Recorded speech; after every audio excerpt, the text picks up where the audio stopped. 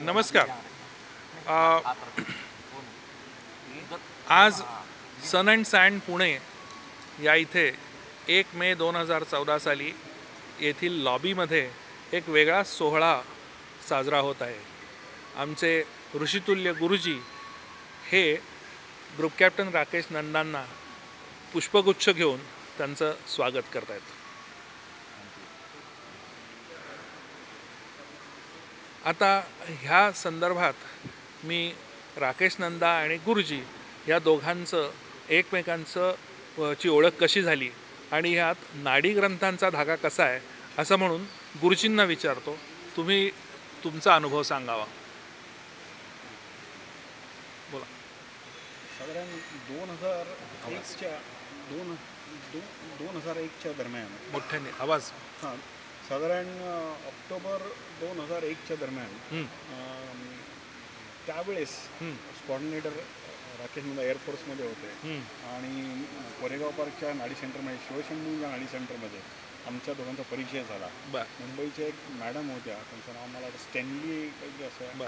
तर त्यांनी ओळख करून दिली राकेशची आणि त्यावेळेस कोऑर्डिनेटर होते आणि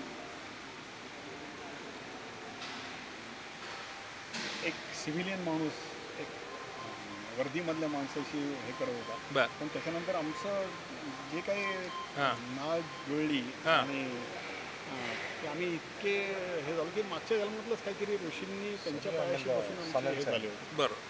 तर आमची ओळख झाली आणि त्याच्यानंतर त्यावेळेस मी त्यांना म्हटलं होतं की तुम्ही पुढे अध्यात्मात येणार आहात. एक 10 वर्षानंतर तुमचा प्रवास अध्यात्माकडे चालू होईल. त्यावेळेला त्यांना चेष्टा वाटली ही सगळी. हे कसं की मी एअरफोर्समधला माणूस हे नाडी पाहायला आलं, काय नाडीमध्ये लिहिलं आहे म्हणलं बघू आपण नाडीमध्ये काय म्हणतं. महर्षींनी त्यांना सांगितलं because at that time he was very much interested in his promotion. Next actually promotion was due. Wing commander ते होणार होते. राष्ट्रपतींकडे फाईल होती, पहिलं नाव ह्यांचं होतं पण ते स्टकअप झालं होतं, तेच नव्हतं. महर्षींनी बरोबर ती वेळ सांगितली होती की ह्यावेळेस तुम्ही विंग कमांडर होणार आहात आणि एअरफोर्सच्या ह्याच्या नियमाप्रमाणे यांचं 6 महिन्यात विंग कमांडर व्हायला पाहिजे होतं सिनियरिटीप्रमाणे. सगळं राष्ट्रपतींकडे फाईल होती आणि महर्षींनी सांगितलेल्या वेळेत झाला.